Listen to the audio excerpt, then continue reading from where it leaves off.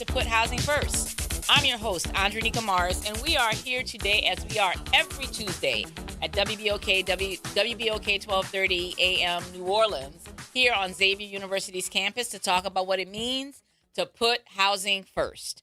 I'm so glad to be with you all today. This is a great show we have planned for you all. I am in the presence of greatness and housing greatness, and some of the folks who I have been working with my entire career. Two of the people I've worked with my entire career.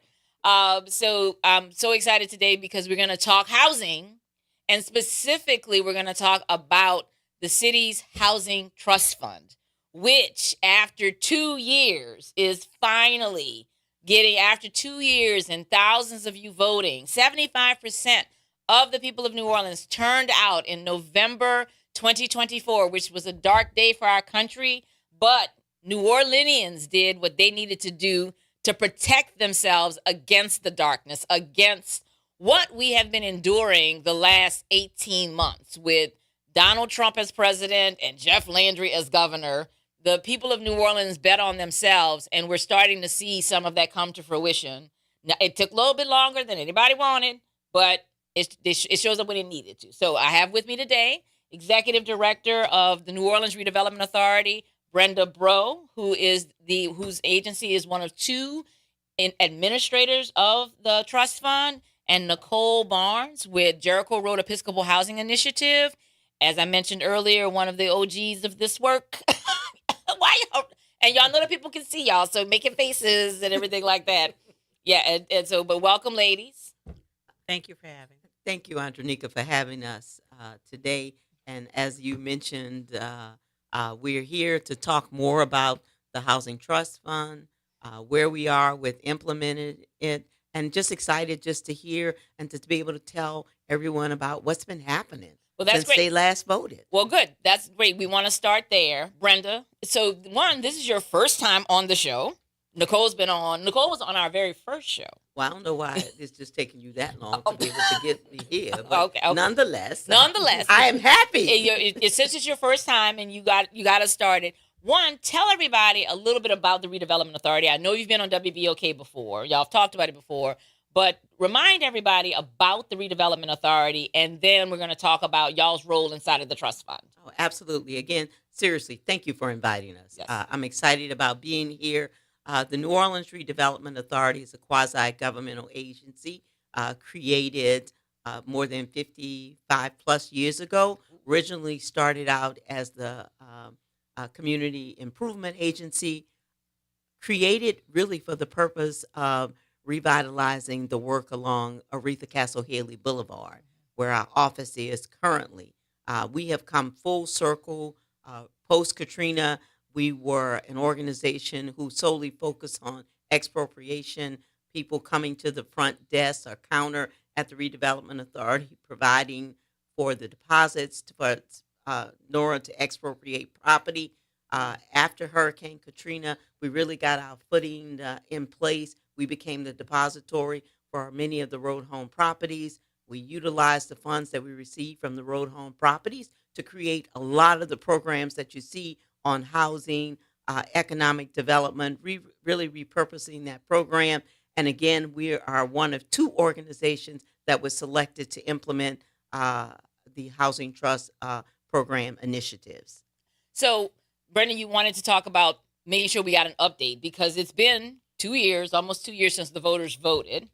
Last year, the city council, along with the then mayor Cantrell, signed or created a budget that appropriated about $14 million for programs and money for your organizations to administer these programs. And also at that same time, the people voted to use bond funding to substitute or to backstop any general operating losses because the city was struggling with finances. So that caused delays, that caused challenges. Instead of the dollars being available as they should have been with general operating dollars, we had to wait for the bonds to be sold, which happened in June, July, and the dollars to be put together, and also getting the CEA signed. Yeah. That took a minute as well. Yeah, it did, as a matter of fact, much longer than any of us would have wanted, expected. We find ourselves at this point. We did execute a CEA in lightning time for government to get it done. I can say that. That what we also did was that upon execution of the CEA, within about a little more than 30 days, 35 days, the New Orleans Redevelopment Authority received the first tranche of the Housing Trust Fund dollars. No, that was lightning. Yes, That I was concur, and that we got it on July 30th, I believe, was the day that we received the funds. Mhm. While we were waiting to receive the funds, though, we were diligently hearing from community, listening to community, held a community listening session at our office along with our partners with FNO to make certain that once we launched, particularly those roofing programs, Mhm. that we would be ready to do that. So while all of the paperwork and the behind the scenes stuff was taking place, we were actively doing that. One of the things that came out as a result of us actually getting closer to receiving the funds, the council wanted to establish a program referred to as Fortify NOLA. It's a gap funding program to help individuals or families who apply to the Louisiana Department of Insurance to be able to receive, who said they wanted to move forward with the roofing program, and we were able to stand up that program in less than 30 days. All right. Nicole, let me get you in on this conversation. So, Nicole is co chair of the Louisiana Insurance Task Force. And so, you have been spending a lot of time as a nonprofit leader, as a citizen, in a number of spaces, also with the Federal Home Loan Bank. You're on their community advisory committee because this has been a priority, right? Addressing insurance. And Jericho Road is one of the premier home builder organizations here in Louisiana. You've been working not just in New Orleans, but the southeast region. So, Nicole, give us a little context about why money going for insurance right out the door. Give us a little context about why that's necessary. It's the number one issue right now. It is the number one issue that is affecting all of us. It's affecting homeowners. It's affecting renters. It's affecting landlords. It's affecting schools. It's affecting churches. It's affecting businesses. We cannot sustain at this current juncture. I mean, people cannot afford to pay what they're paying in insurance, and it's only climbing. We are seeing right now individuals who are retired, who own their own houses, no mortgage, who have worked their entire lives, paying right now more in insurance than they pay for their more than they pay in their entire mortgage their entire lives. Right. People who are retired who have to go back to work just to pay for their insurance in the golden years of their life. And what we do know is the investments that can be made through fortified building and more resilient building can help to relieve that. Jericho Road right now has been working in 4 different parishes, particularly in coastal parishes and vulnerable parishes that have been seeing the extreme increases in insurance. We see the difference in what those persons pay in insurance once those investments have been made in their property. For example, in Terrebonne Parish, a coastal community that has had direct hits from hurricanes in the past 4 years, Right. between Ida and Francine. Right. And what we have seen with the houses that we built to the Fortified Gold standard there, we've been seeing homeowners insurance premiums for the entire year at $1,600. I mean, that's not a premium price that we've seen pre-Katrina for sure. Right. That's right. And so, Last 20 years, and that's yeah. in a coastal parish. So we know that if we make those investments, it can in turn relieve people's cost burden Right. that from insurance. And we also know it works because as we see when we've weathered those storms down in Terrebonne Parish, those buildings built to that standard have had little to really no damage. Actually, we Wow. had no damage. So so these homes have come online, been built, weathered storms, and still getting insurance quotes $1,600. I just did the quick math. That's $133 a month. And that's also to your point about how you've got seniors who own their homes outright and are now getting insurance and tax bills actually, that when you do the math on it, it's $400, $500, $600 a month that they would have to come out of pocket, as opposed to $133 a month to pay their insurance, which is, and again, one of these numbers is sustainable. That's especially if you're on a fixed income, like if you're retired, and even if you did well, you got a little pension, something that's still that money got to last for the rest of your life. You can't be breaking off $800 a month just to insure your home. I would like to echo what Nicole just said, because we're seeing that in New Orleans as well.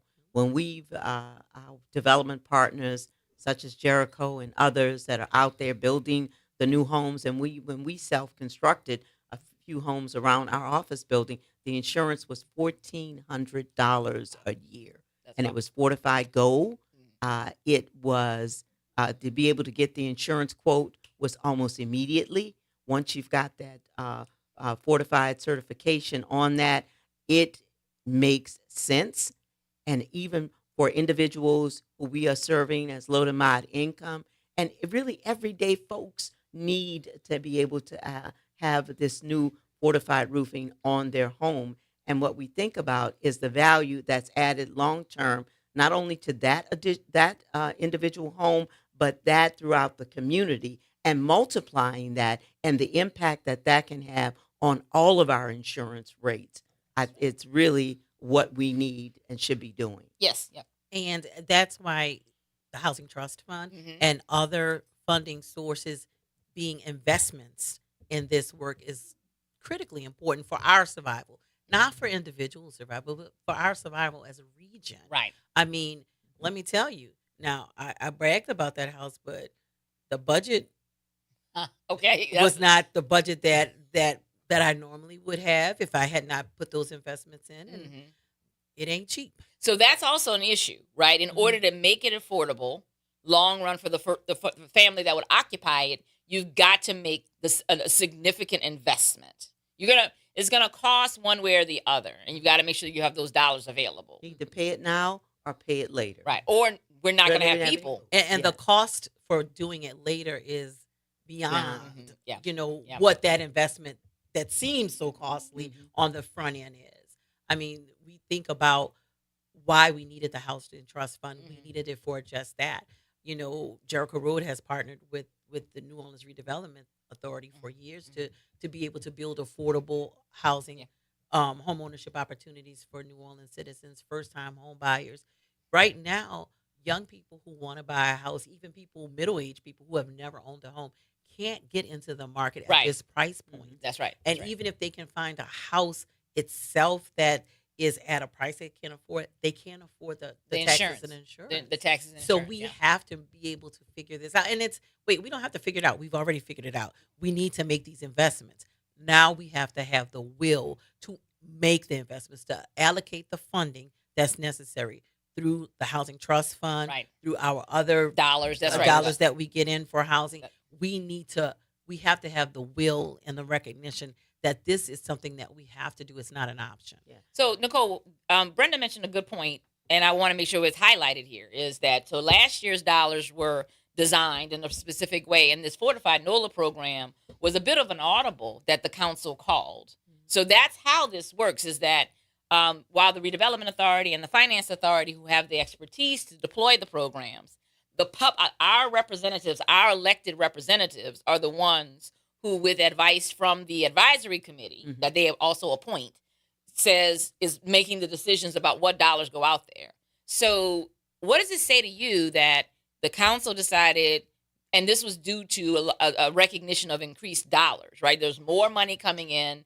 They looked at what was there and they said, okay, this is good, but there's a need that we want to address. So does that give us, okay, we're seeing political will, right? We're seeing it. And nobody argues about the dedication of those dollars towards marrying with our public dollars and making sure that the people of New Orleans get their chance to get those fortified grants, because without this fortified NOLA program, a lot of New Orleanians. Would not be installing or putting in a fortified roof. They'd have to opt out of participating in this program. And what that allowed for is for us to be able to leverage, however you want to, what word you want to use, the Louisiana Department of Insurance grant dollars with this fortified NOLA gap dollars, so that at the end of the day, those individuals would be able to get a roof. Some of those individuals who applied can certainly afford it and don't need that. But we're serving the community at various income bands, all the way up to this money is available for this roofing program for individuals up to 120% of the area median income. I'd just like to step back a little, just as Nicole mentioned, fortified and implementing that on projects that they're working on in New Orleans and in Terrebonne area, is that we at the Redevelopment Authority adopted fortified many years ago with our development partners. So we honed in the city of New Orleans as being the first municipality in the state to adopt that and say we're going to put fortified roofs on our homes. Before it became really fashionable or folks were talking about that and having that level of conversation. And I got to say that because that speaks to the community, this redevelopment community and the community development organizations that are around us. We have perfected what that should look like. We've learned what we need to do, what we ought not do. So I can't say that. I happen to serve on the board of Smart Home America, which is the nonprofit board for the IBHS. And so with that, we have a sense of knowing what's happening across the region. Right. And the state of Louisiana is really helping to push that and lead that. Right. It's just, we're not at volume. We're not at volume. Absolutely. We're trying, and I think that's one of the big challenges, right? Is, we look at the fact that we've gotten 10,000 roofs installed in the last 10 years. We need 440,000 to get to the tipping point. Yeah. And there is often, to Nicole's earlier point, there's often this resistance by some of our policymakers to talk about what the numbers are and to focus on, well, this is what we're doing. But so, Nicole, let's talk about one of the things that we need to see coming out of these dollars. We're going to talk today because the Redevelopment Authority and with you here, with y'all's expertise, this is an opportunity to focus on home ownership, first-time home ownership opportunities that we haven't. The city of New Orleans has not, with the exception of the work that Nora's been doing, the city of New Orleans has not incentivized first-time home ownership opportunities in what? A decade? Since 2016. So it's 10 years. I want to make sure, and if you want to join the conversation to talk to Brenda Bro and Nicole Barnes, you can call at 504-582-9422, 504-582-9422. So explain to everybody what that means, that in 10 years we haven't seen a home ownership. I've heard you talk about this before. We haven't seen a home ownership NOFA. And so including breaking down the acronyms that we all love to use. I know. So the NOFA is just simply the funding availability announcement, if you will, saying that money is available for nonprofits and other organizations like mine to be able to apply for funding and to be able to build homes. So I'll give you an example of why, and break it down, why that's so important. When you're looking at first-time home buyers who are at low to moderate incomes, you're talking about people who are at $30-something thousand a year, $40-something thousand dollars a year in gross household income. So clearly, if you have housing that is costing around $250,000 to $280,000 just to build, and that person who is at that lower income can only qualify for a first mortgage of about $150,000.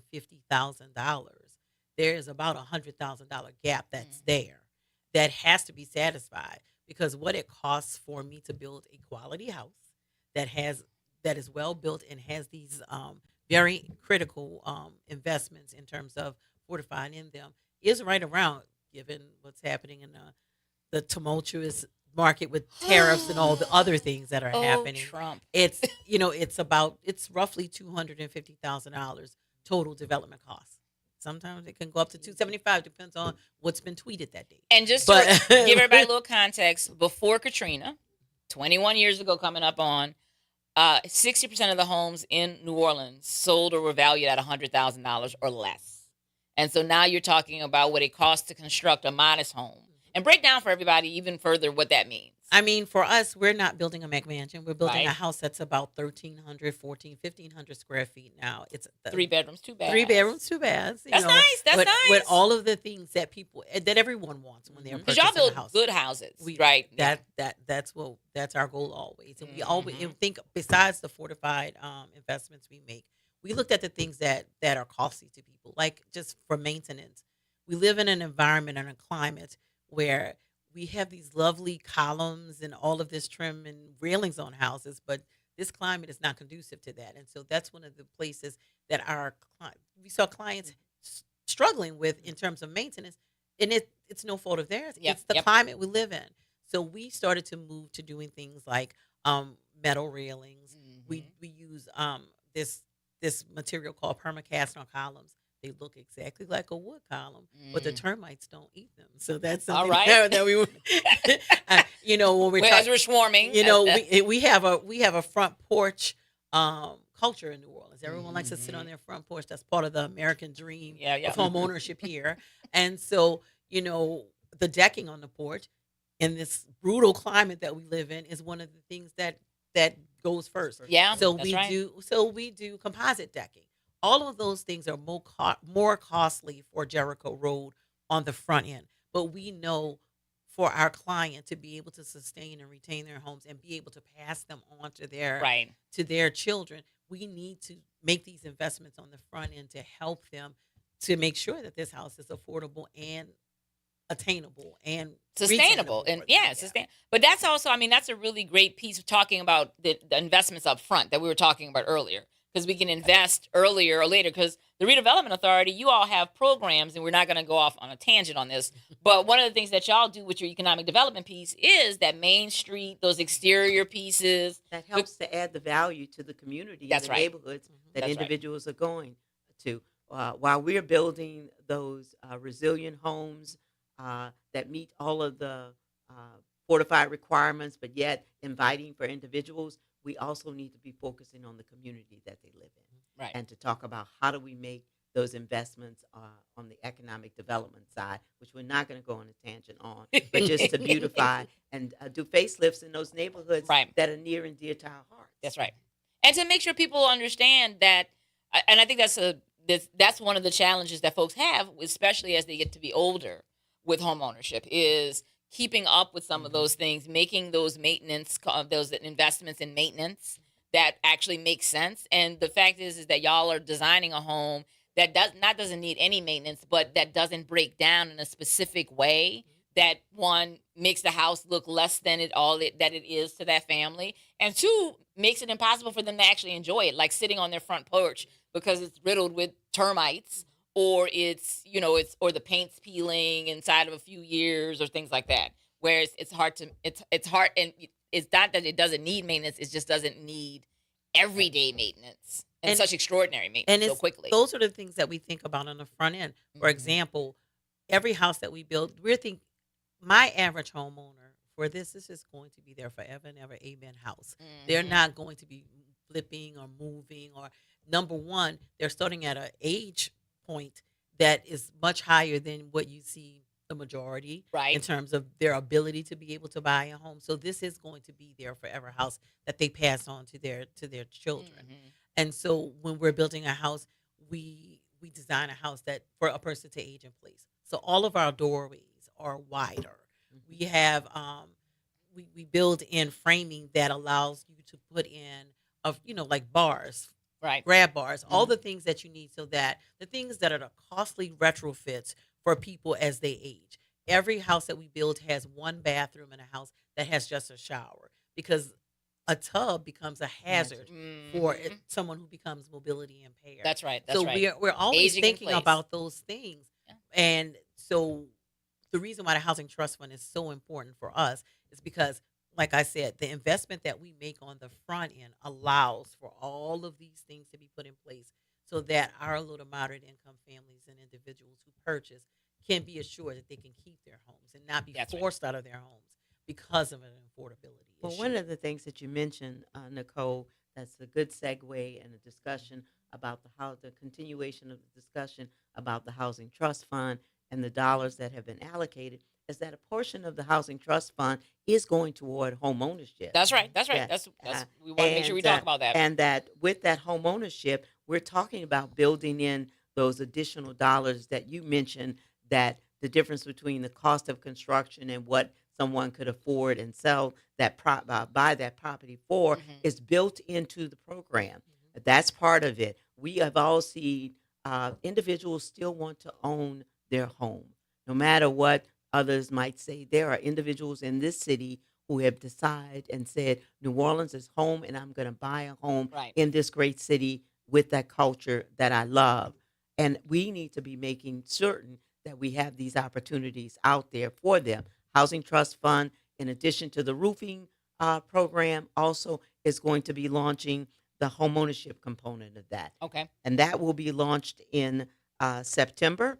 We expected to launch that by September 30th. All right. And so you'll be able to see what comes about of that. What we believe is that at the end of the day, we'll minimally be able to build 40 new homes All right. across the city Okay. with development partners such as Jericho and others who are in this business, but others who may be just getting their footing into Gotcha. that business. Gotcha. So it's an opportunity for all. One of the things that the Housing Trust Fund Advisory Committee advised and voluntold us is that we provide this homeownership opportunity not only for individuals who who might be interested in Nora property, but also individuals who have their own property that they want to put back into All commerce right. with the intent that they're selling that to someone. And we're going up in the income brackets to more than the traditional programs in the past. So we're going up even up to 120% of the area median income. That's really critical. Go ahead, Brenda. And that's I'm something Nicole. I really wanted to point that out. That's really critical because the people that we work with every day at 80% or below, or people who need some of the most help. But we work with everyday people at 81% to Right. 100% AMI. I mean, people who municipal workers, Yes. nonprofit workers, teachers. I mean, Yep. support staff in schools, people who work in the service industry, and they can't buy in this market, so Right. they need assistance as well. And traditional federal government funding only addresses people that the segment of the population that's below 80%. That's why the Housing Trust Fund will be so crucial to be able to get all of those New Orleanians every day who dream of being able to own their own homes, but who cannot access the help that they need to get Right. there. And one of the things I just really wanted to point out, the very thinking about it, not just for the family at that moment, but generational wealth, which is what we always Absolutely. talk about. The number one way we build assets in America and has been Mhm. through home ownership. People use home ownership to start their own businesses. They use home ownership to send their children to college. Mhm. I mean, it is the basis for building wealth. It is the cornerstone. It is the foundation. And I will say, I've been doing the home ownership side of this Mhm. over 20 years now. My very first homeowner, I the very first person that I helped close on a house. When she bought a house, her daughter was young. She was able to buy a house in Central City in the in Jericho Road's Anchor neighborhood. And I look at today, she's almost finished paying for her house. Mm. Her daughter's grown, and she and her daughter are looking to start a business together. And she's Wow. going to be able to pull the equity out of her house Right. to be able to do that. She would not have been able to do this had she not worked with the program that she Right. worked with That's right. to give her that assistance, that step up in the very beginning to realize ultimately what can happen, the trajectory that she and That's her right. daughter are on That's now right. would not have been there without this assistance. That's why it is critically important that we continue to fight to ensure that this funding is available and that these investments are made in the citizenry of New Orleans who make, Right. I mean, they're not going anywhere. They're New Orleanians for Mhm. generations. Right. But the challenges that we face in New Orleans, we're finding everybody needed assistance at this Absolutely. point. I was going to say that we've got different levels of assistance, and I think this is also something that bears noting as we're getting ready to start the budgeting process in the next couple of months and having the conversation about, yes, it's already as we're getting the dollars out the door. That's one of the frustrations. But this is also an opportunity for people to see in real time. So the dollars are going out the door. So it's not like, oh, these programs started 6-7 months ago, which would have been ideal. Don't get it twisted. The program started 6-7 months ago, and we could be talking about the results, but we can talk right now. And I want to make sure the listening audience is thinking about this, is the programs that are going out the door. So we're hearing home ownership, and we're going to talk mostly about home ownership today with these ladies. But we're talking about home ownership. We're also talking about preserving existing home ownership, which is something that has been missing, frankly, from the post-Katrina investment in housing, right? I know Jericho Road and a number of the other partners who are home builders, you all have relationships with your home builders long run to support them. But there's not a lot of resources for that. I know the home buyer counseling agencies maintain resources, relationships, but there's not a lot of investment in that, right? And so with this Fortified NOLA program, and some of the work that some of the rebuild organizations have been doing, we're going to get the opportunity to stabilize folks, to kind of reassess, help them look at what they're doing, and get them on a better pathway. That's one of the things we've been talking about with our friends at the United Way, is getting people on that prosperity, that is maintainable prosperity, right? That it's not simply extractive to the point where it doesn't actually work. Because that's where how gentrification comes in and really hammers communities. Because you should be building wealth.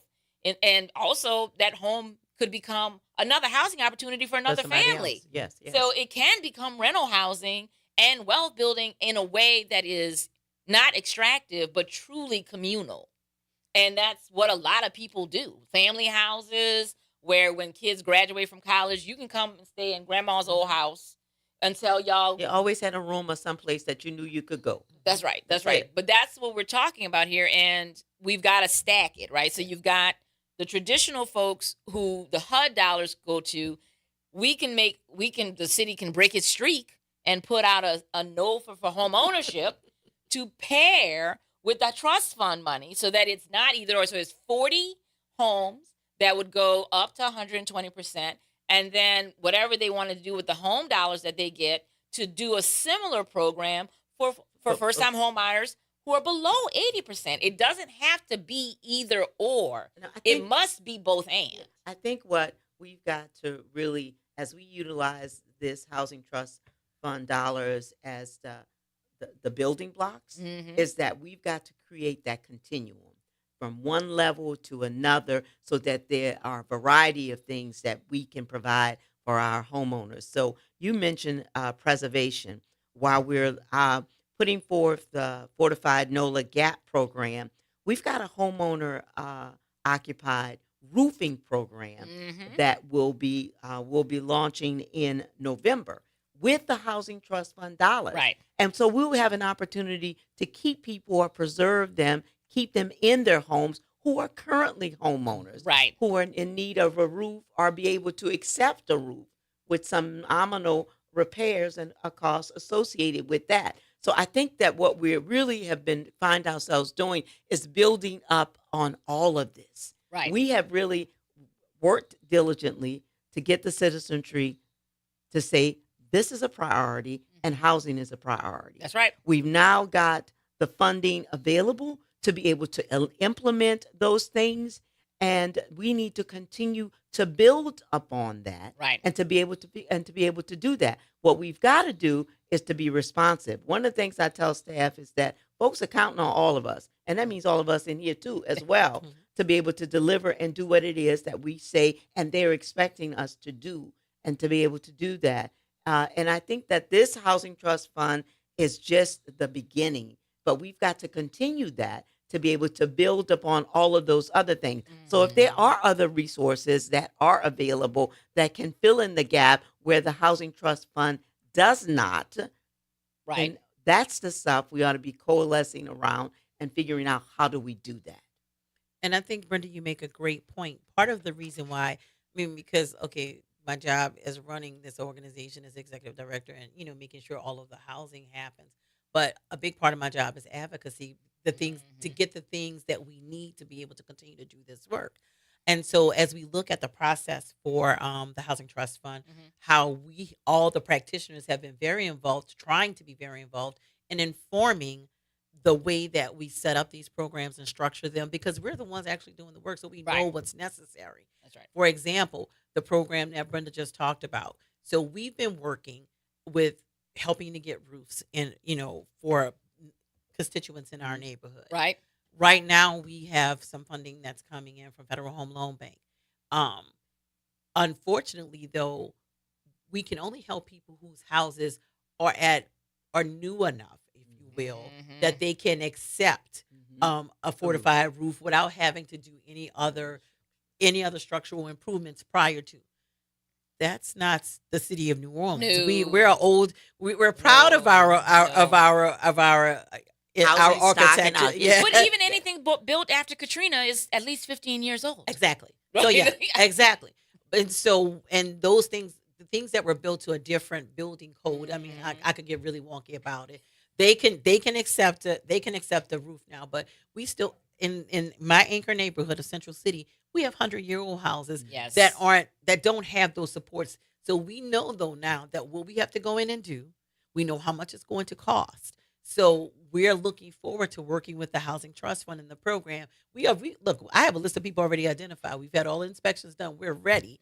We Mhm. know what it's going to take. We just need the funding to do it. And these are typically houses that have been passed on from generation to Generation to Right. generation. That's right. So we need to be able to make sure that that preservation is happening. Yep. So that's why it's critically important as well. That's right. That's right. Because this is the piece, and Brenda, you didn't name the amount, but I think it's $25,000. It is up to 25,000. 25,000. So if somebody needs, and so let's do the math on this Yeah. too. Like I want to make sure we talk about insurance a lot on this show, but we want to make sure everybody understands it. Right now, average cost for a roof is between, to Nicole's point, to a house that just can accept a fortified roof, is ready to rock, to just put it on. It's $15,000 to $18,000, and those numbers are edging more towards $18,000 these days, right? So, but let's keep it at 15. Let's keep it a buck, um, and just keep the base number. So the state's program gives you $10,000. So in order, you have to have a home that can just accept a fortified roof and $5,000 in hand Mhm. in order to get to take advantage of that program. Fortified NOLA is going to close that gap, that $5,000. So it's still, you got to have a house that only needs a $15,000 roof. Fortified NOLA will give you 5, the state will give you 10. Voila, right? We got that one. But what's more typical, to your point, Nicole, is that house the roof might cost $15,000, but it might have some termite damage. It might have some water damage from the roof, and it might need another two, because you need another $2,000. So instead of then you got to come up with $2,000, which a lot of people don't have, or another $5,000, which a lot of people don't have, and so up to, you all would give an extra $10,000 to help address the needs inside of these older homes, especially homes that are going for our seniors. Yes, that can't accept a roof if the decking is in bad condition and needs to be replaced in order to support a new roof. You need that, and that's above the cost of the putting on a new roof, a new Yeah. fortified roof. So what we've imagined and envisioned, as everyone has been talking about, is that funding, that homeowner occupied roof, fortified roofing program is critical because it meets all of that. There are Yes. opportunities that we envision that our intermediaries and nonprofit organizations can serve to be able to help us implement that, Yep. and that who also already have other dollars that they've identified through other sources to further leverage and really stretch. extend and stretch Right, that's right. the that's right. number of homes that we can service. But this is an important point, and one big distinction that I'm incredibly proud of the city for maintaining, and as we've been deploying this for you all as you're executing it, because this is the thing that makes that kills people when it comes to government, right? When we start with the peanut counting, the numbers. Oh, we're gonna do 100 people, and you estimated on the most optimal circumstances that most people don't meet. And then you go, well, why? I mean, the LDI's program is a perfect example of this.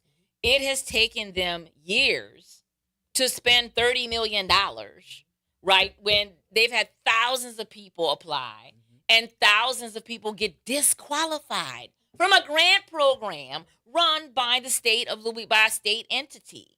It's like, this is not designed to actually help the people who need it. Anybody who's got $5,000-$10,000 laying around that they can front with a contractor, why do they need a grant? Do they need a grant, or do they want a grant? Well, and that's interesting, Andronika, because one of the things I wanted to pivot to was the fact that everybody needs to have their voices heard. I mean, we need to, because this was not happenstance. The reason why the Housing Trust Fund was structured, the programs were structured this way, is because we kept showing up saying, this is what we need.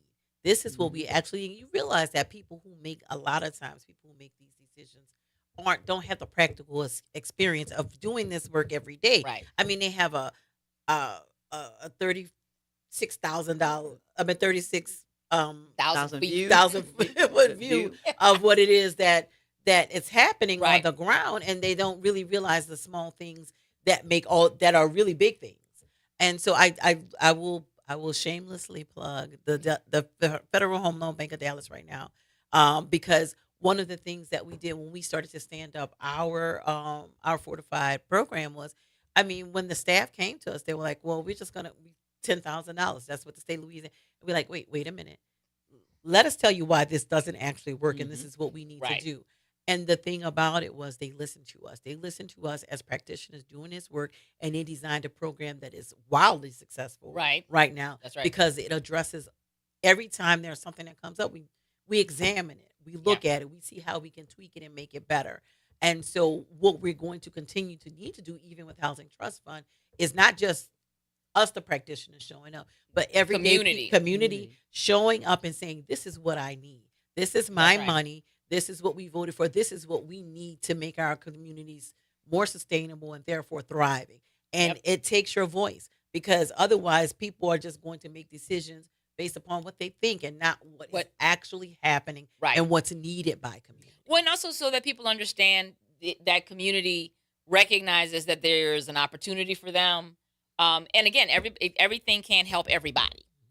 It can't now, but we do need to get to the place where we're stacking. Yeah. And so if we start with the people's investment, and just to remind everybody, this y'all money, right? The citizens of New Orleans did something extraordinary almost 2 years ago, is said, okay, take our money first, for us first. There's other obligations that the city has, old bond debts that they have committed to, that the voters also voted on and authorized, and other things.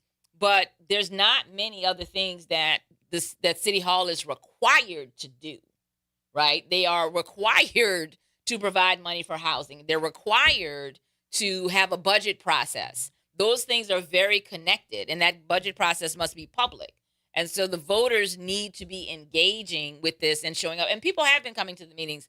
Every time there's a conversation about this, I remember the Fortified NOLA meeting being one where there was a lot of citizens, a lot of seniors, because they had heard about it and they wanted to understand how it would work. And they didn't want to just hear what was going to get passed. They wanted to know, okay, who's doing what? And I think that also helped put pressure on, frankly, because while the council had a good idea, they were also kind of struggling with, well, how's this line up, right? There was still, this was Alignment, June, there was yes. alignment issues. The council didn't really understand that the CAs had not been signed, and that these dollars, in order to match the opportunity, to match the timing for the insurance commissioner's program, that they needed to move at that they needed the administration to move at lightning speed. Otherwise, we were going to miss this opportunity. You know, there was some. I think there was some talk about, well, there's going to be another funding round in September, and it's like, there's a funding round right now. People are here. You're telling them you're doing this for them. Let's make it work. So I want to keep pushing and applauding them for making that work, because you all have been able to engage, and We've 'Cause- been able to engage the Louisiana Department of Insurance. Mhm. We've engaged individuals who heard about the program, went to our website. We blew it up. Thank you, partners Yep. here, for sharing that. They've been loading the information up. We've shared with and gotten the information back based on the consent forms we've gotten. We've meeting almost weekly with the Louisiana Department of Insurance staff to make certain that we know where those individuals are. We've even had individuals come to our office to assist them to kind of upload the documents. We recognize everybody is not as tech savvy as some of you all here in this room, sitting to my left in the center chair, but nonetheless need that assistance. And so we offer that. We have staff. We established a call-in line. We have a staff person that's assigned to that. We were able to move staff to adjust so that we can be responsive to the time and to be able to do what we've got to do. The city held up their agreement and provided the money timely when they said they were going to provide it. There you go. And Gotta so give 'em we're shout out now, we are at the point that we're implementing, we're developing all of that. Yesterday's board meeting, my board approved the policies and procedures. We have been trying to be thoughtful about what we're asking for. We know that this is not one of those federally regulated programs. That's so right. that we can be a little bit nuanced and think about something that is not necessarily a burden on our constituents, Yes. but yet so that we can get the information and they can move on with their lives and enjoy the roof. So, I mean, because this is an important part. This is your money. The listening audience, for those of you who are in New Orleans, we know on WBOK we've got listeners online across the country and all over the place, but we also have the core audience for WBOK is here, right here in New Orleans. And so you're listening to this.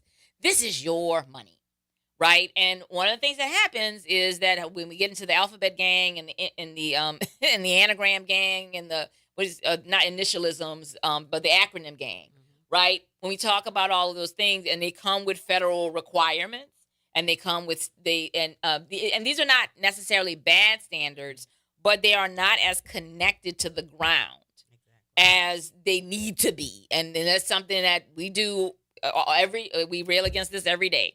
But it takes community to help push on that. It takes working with our federal legislators.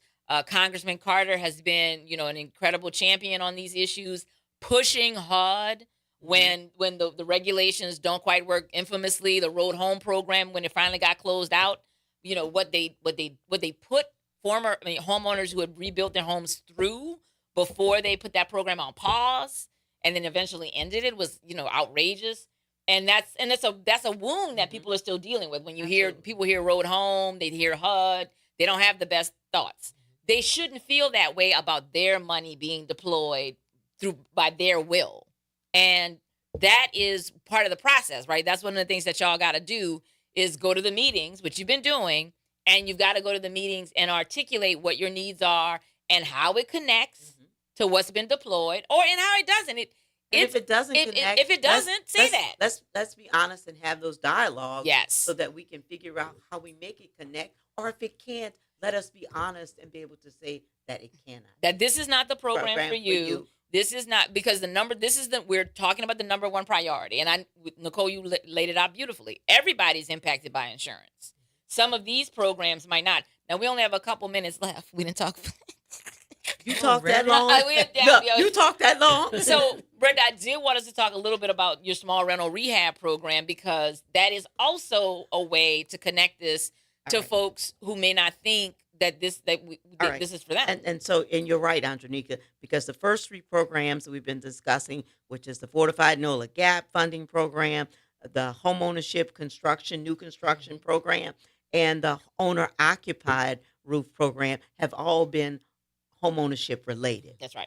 Now we recognize that we are a city of landlords and renters. We've lost those numbers. We're a majority homeowner. Yeah. But not because we've done such amazing work. That didn't happen because we haven't had a NOFA for a decade. Yeah. It's happened because we've lost so many renters. And that there are still landlords that own a lot of rental property. The mom and pop, the cousin, the auntie, the granddaddy who used to own it, continue to own it. We talk about transferring wealth. Those are people who still own That's right. People those inherited their properties. People houses. that inherited the houses.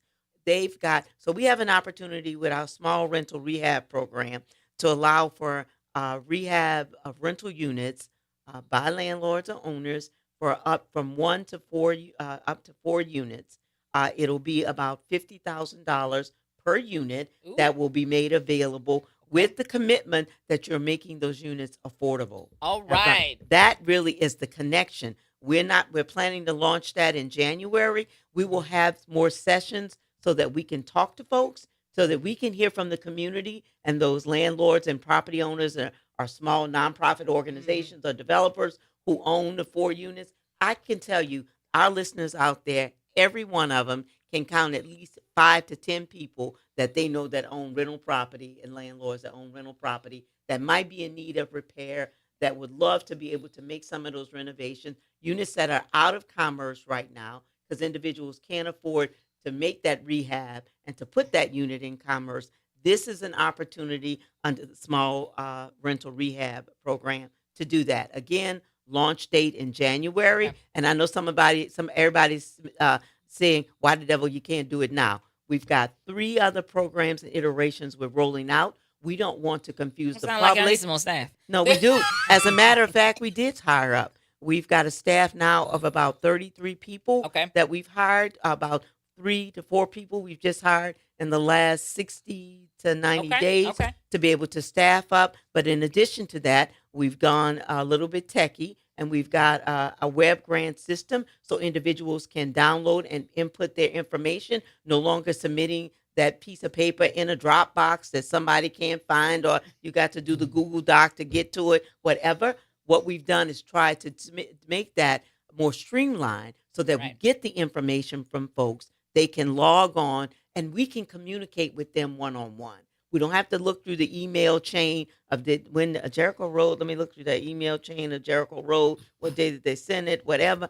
We have a box there with their name on it, and we can communicate one on one. So we've done the internal work with relative to our operations and getting ready electronically to be able to address and administer the programs that individuals want. What we also want to do, Andronika and Nicole, is to make certain that we hear from those individuals who would be participating in these programs. That's right. It's critical that we do that. We had a great session on our roofing program and meeting with folks and having that session. We will do that again for our small rental rehab program.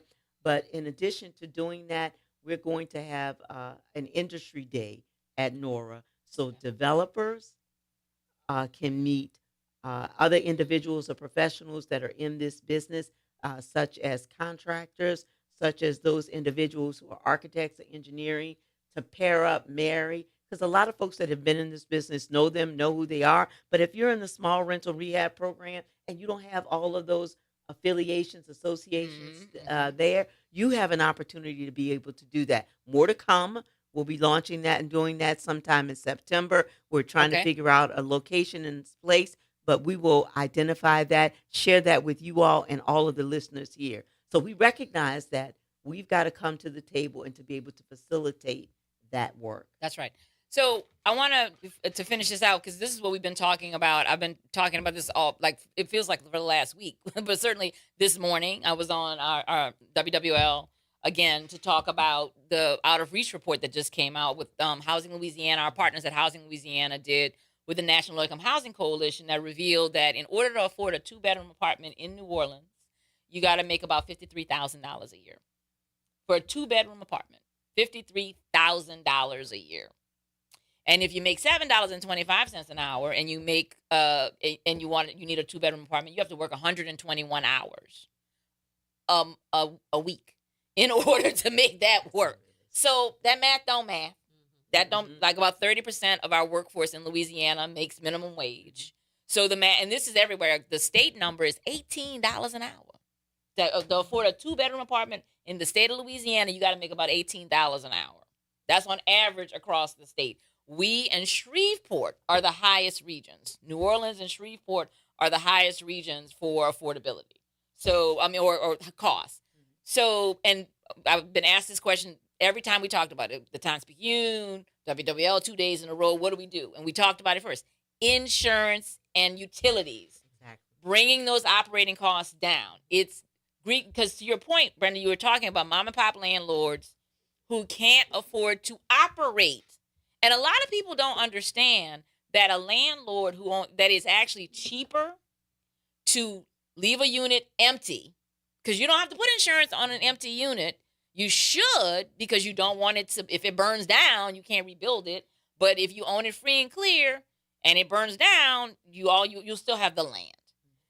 You also can go to your assessor and say, I would like the income version. I would like to use the income model for my property taxes, and I'm not getting any income. So please reduce my tax liability accordingly, because this is my business.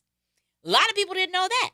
A lot of people also don't know, if you have, and you don't have to have hundreds, you can have a couple, you could write off the loss of revenue on your federal income taxes. So it's cheaper when you've got, and again, and rental housing, we've been studying this at Housing NOLA for years.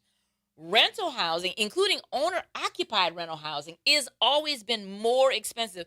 Those are the folks who got forced placed into Citizen first.